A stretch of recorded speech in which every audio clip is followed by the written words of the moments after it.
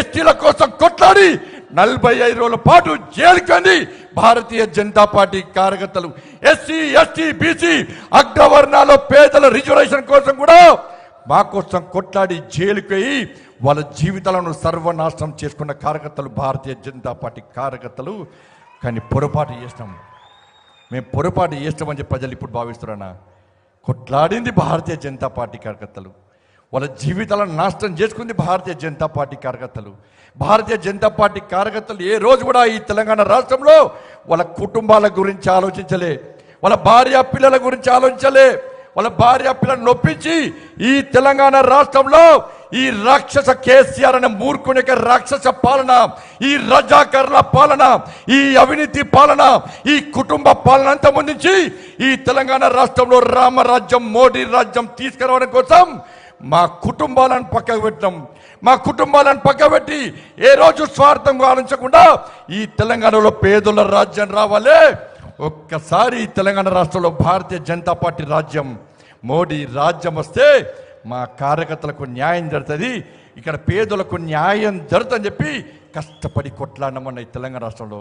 ఇప్పుడు ప్రజలు గుర్తిస్తున్నారు, బీజేపీలకు అధికారం రావాల్సి ఉండే, కానీ బీజేపీల నోటికాడి బుక్కను కొట్టుకపోయి మేము కాంగ్రెస్ పార్టీకి ఇష్టమని ప్రజలు బాధపడుతున్నా. ఇప్పుడు బాధపడుతున్నా కాంగ్రెస్. ఇలా మనమే కాదు, ఇలా కాంగ్రెస్ పార్టీ బీఆర్ఎస్ పార్టీ కార్యకర్తలు కూడా ఆలోచిస్తున్నారు. ఎస్, ఈ ఎన్నికల్లో నరేంద్ర మోడీ ప్రభుత్వం రావాలి, కేంద్రంలో భారతీయ జనతా పార్టీ ప్రభుత్వం వస్తేనే మనకు నిధులు వస్తాయి, తెలంగాణ రాష్ట్రం అభివృద్ధి చెందుతుందని చెప్పి ఈ తెలంగాణ రాష్ట్రంలోని బీఆర్ఎస్ కాంగ్రెస్ పార్టీ కార్యకర్తలు ఆలోచిస్తున్నారు. నేను మళ్ళీ చెప్తున్నా వేదిక సందర్భంగా, ఈ వేదిక ద్వారా నేను బీఆర్ఎస్ కాంగ్రెస్ పార్టీ కార్యకర్తలు విజ్ఞప్తి చేస్తున్నా, మేము ఏ రోజు కూడా భారతీయ జనతా పార్టీ నాయకులను కానీ కార్యకర్తలు కానీ బీఆర్ఎస్ కాంగ్రెస్ పార్టీ క్యాడర్కు వ్యతిరేకం కాదు, మీ నాయకుల యొక్క విధ్వంసాల రాజకీయాలకు వ్యతిరేకం. మేము ఆలోచించండి భారతీయ జనతా పార్టీ విధానాలను. ఇలా గతంలో ఉన్న సర్పంచులు ఉన్నారు, ఎంపీటీసీలు ఉన్నారు, జెడ్పీటీసీలు ఉన్నారు, వార్డు మెంబర్లు ఉన్నారు, గతంలో మొన్నటి వరకు ఉన్న వాళ్ళని ఒక్కసారి పోయి అడగండి.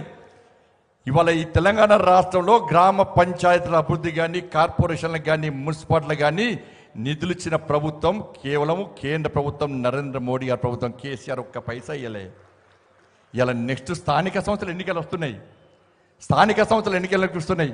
ఇలా ఇప్పుడు సర్పంచులు ఒక్కొక్కరి పేరు మీద 50 లక్షలు 70 లక్షలు ₹1 కోటి అప్పులేనా? సర్పంచులు అప్పులపాలేరు, ఉప సర్పంచులు అప్పులపాలేరు, వార్డు మెంబర్లు అప్పులపాలేరు, కనీసం వాళ్ళ బిల్స్ ఇచ్చే పరిస్థితి లేదు. ఇలా దేశంలో ఏ సర్పంచులు పెట్రోల్ బంక్లో పనిచేయలే, దేశంలో ఏ రాష్ట్రంలో సర్పంచులు ఆత్మహత్య చేసుకోలే, దేశంలో ఏ సర్పంచులు కూలి పని చేసుకోలే. కానీ తెలంగాణ రాష్ట్రంలో కేసీఆర్ అనే మూర్ఖుడు వల్ల సర్పంచుల బతుకులు బర్బాద్ అయిపోయినాయి. ఇలా కాంగ్రెస్ పార్టీ వచ్చినక్కడన్నా సర్పంచులను ఆదుకుంటారంటే కనీసం పట్టించుకోలే.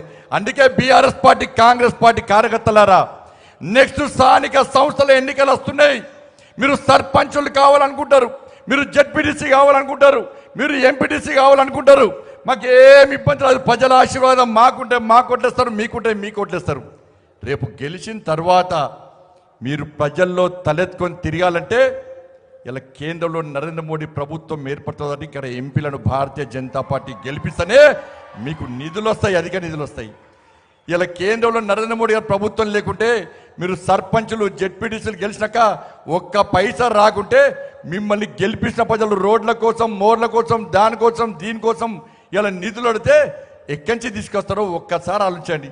అందుకే కేంద్రంలో ఏర్పడింది నరేంద్ర మోడీ గారి ప్రభుత్వం కాబట్టి మీ రాజకీయ భవిష్యత్తు బాగుండాలంటే, మీరు ప్రజల్లో తలెత్తుకొని తిరగాలంటే, మీలో చిత్తశుద్ధి ఉంటే, మీలో నిజాయితీ ఉంటే తప్పకుండా ఈ తెలంగాణ రాష్ట్రంలో 17కు 17 సీట్లు భారతీయ జనతా పార్టీ అభ్యర్థులు గెలిస్తే ఇవాళ నరేంద్ర మోడీ గారు అదనపు నిధులు ఇస్తారు. ఇవాళ మేము కొట్లాడి తీసుకొస్తాం. కాంగ్రెస్ పార్టీకి ఓటేస్తే తీసుకుపోయి మూసినాలు వేసినట్టు. ఇక బీఆర్ఎస్ పార్టీ పరిస్థితి నా ఘర్కా నా ఘాట్కా, ఇక్కడ లేదు అక్కడ లేదు, ఈడ వీకనాడు ఆడ వీక్తాడట. కేసీఆర్ పెద్ద డ్రామా ఆర్టిస్ట్. అంతకుముందు ఏమన్నాడన్నా, వీళ్ళకి ఒకటే పార్టీ కాంగ్రెస్ పార్టీ. శాసనసభ ఎన్నికల గిట్టే బీజేపీ బీఆర్ఎస్ ఒకటి, బీజేపీ బీఆర్ఎస్ ఒకటి. సక్సెస్ అయ్యారు కాంగ్రెస్ పార్టీ వాళ్ళు, ప్రజలు నమ్మితే సక్సెస్ అయ్యారు. ప్రజలు నమ్మిరు కూడా వాస్తవానికి, అది తప్పని ప్రజలు గుర్తించలేకపోయారు. మళ్ళీ పార్లమెంట్ ఎన్నికలగానే మళ్ళీ బీజేపీ బీఆర్ఎస్ ఒకటి అంటున్నారు. కాంగ్రెస్ పార్టీ ప్రచార వస్త్రాలు లేవు. 6 గ్యారెంటీలు ప్రజలు నంబర్ అని తెలిసి ఇది స్టార్ట్ చేశారు. ఈ ఎన్నికల ముందు శాసనసభ ఎన్నికల ముందు వాస్తవంగా జరిగింది ఏంటి అంటే, శాసనసభ ఎన్నికల ముందు బీఆర్ఎస్ పార్టీకి సంబంధించిన కొంతమంది మంత్రులు భారతీయ జనతా పార్టీలో చేరుతాం సార్, ఈ కేసీఆర్ ముఖం పెట్టుకొని ఓట్ల కోసం పోతే ప్రజలు చీతు అంటున్నారు, ఈ కేసీఆర్ ముఖం పెట్టుకొని ఓట్ల పోయే పరిస్థితి సార్, మాకు నరేంద్ర మోడీ ముఖం కావాలి సార్, నరేంద్ర మోడీ కావాలి సార్ మాకు అని చెప్పి చాలా మంది బీఆర్ఎస్ పార్టీ మంత్రులు బీజేపీలో చేరడానికి వచ్చారు. వాస్తవం కూడా నాకు కలిసిరు. అప్పుడు రాష్ట్ర అధ్యక్షుడు నేనే, నన్నే వచ్చి కలిసిరు. ఈ విషయం తెలుసుకున్న కేసీఆర్ ఏం చేసిందంటే, కేసీఆర్ నటించడన్న నటనలో జీవితాడు, కుంపలు ముంచాడు తెలివి అంతా కూడా. అది గట్నే ఊరించుకుంటా మాటలు చెప్పి మన బతుకుని బర్బాద్ చేసి నాశనం చేసిండు. ఇలా ఏం చేసిండు ఆ మంత్రులను నమ్మించడానికి.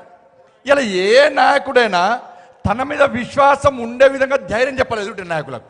కేసీఆర్ మీద పార్టీ నాయకులకు విశ్వాసం లేదు. ఇలా మంత్రులను పిలిచి ఏం చేసిండు, నాకు ఢిల్లీ నుంచి ఫోన్ వచ్చింది, నాకు కేంద్ర మంత్రి పదవి ఇస్తాడట, మరి పోదామా అన్నాడట. ఈ మంత్రులు తిన్నవా బస్ పండి అంటే తిన్నా, పన్నవారా బస్ పండి పన్న అంటారు. వీళ్ళు పోయి కేసీఆర్ చెప్పగానే, అరే మన కేసీఆర్ సార్ ఢిల్లీలో మంత్రి అవుతుండట, ఇక మనం బీజేపీ ఎందుకు చేరాలే అని చెరువు బంద్ చేశారు. బంద్ చేసాక ఏం చేసిండు, మళ్ళా అది క్లోజ్. మళ్ళీ ఇప్పుడు ఏం చేసిండు, ఈయనకట మోడీ గారు ఫోన్ చేశారు పోటీగానికి. నాకు ఈయన పార్టీ గింత పార్టీ పార్లమెంట్లో పార్టీ నుంచి పోటీ చేయడానికే ఎవడొస్తలేరు. పార్టీకి పార్లమెంట్లో అభ్యర్థులకి వెళ్తలేరు, పోటీ చేయడానికి ఎవరు లేరు. పోటీ చేస్తే తెలంగాణ రాష్ట్రంలో బీఆర్ఎస్ పార్టీ 3వ ప్లేస్, వేరే పార్టీలు లేవట్లేవు 4వ ప్లేస్ వస్తుంది. ఈ విచారం ఏమంటాడు, ఈసారి మళ్ళీ మోడీ గారు ఫోన్ చేసినట. నేను మోడీ గారికి నీళ్ళకేం పని లేదేంది, మోడీ గారికి ఫోన్ చేసిరట, మళ్ళీ ఎన్డీఏలో చేరదామా అని చెప్పి. ఇప్పుడు మల్లన్న ఉన్నాడు, మల్లన్న మంత్రి ఉన్నాడు కదా, ఆ మల్లన్న కొన్ని చెప్తే ఏం చేస్తాడు, తెల్లారి మీడియాలో చెప్తాడు. అవునా కాదా? ఇట్లా కొంతమంది ఎమ్మెల్యేలు ఉన్నారు, ఈ మీడియాలో ఓపెన్గా మాట్లాడటం పిలుస్తాడు కేసీఆర్. పిలిచి నాకు మోడీ గారు ఫోన్ చేసిరు, ఎన్డీఏలో కలుద్దామంటున్నారు, కలుద్దామా అనేసరికి మళ్ళీ చర్చ స్టార్ట్ అయింది. బీజేపీ బీఆర్ఎస్ కూడా చర్చ స్టార్ట్ అయింది. కాబట్టి దయచేసి కేసీఆర్ మాయమాటలు నమ్మకండి. ఇవాళ ఎట్టి పరిస్థితుల్లో కార్యకర్తలందరూ సిద్ధంగా కావాల్సిన అవసరం ఉంది. తెలంగాణ రాష్ట్ర ప్రజలు కూడా భారతీయ జనతా పార్టీకి మన ప్రియతమ నేత, మన ఆదర్శ మూర్తి అయిన శ్రీ కేంద్ర హోంశాఖ మంత్రులు శ్రీ అమిత్ షా గారికి అందరూ లేచినోడి ఘనమైన స్వాగతం. భారత్ మాతాకి, భారత్ మాతాకి, నరేంద్ర మోడీ గారి నాయకత్వం, అమిత్ షా గారి నాయకత్వం, అమిత్ షా గారి నాయకత్వం. జై శ్రీరామ్, జై శ్రీరామ్, అమిత్ షా గారి నాయకత్వం.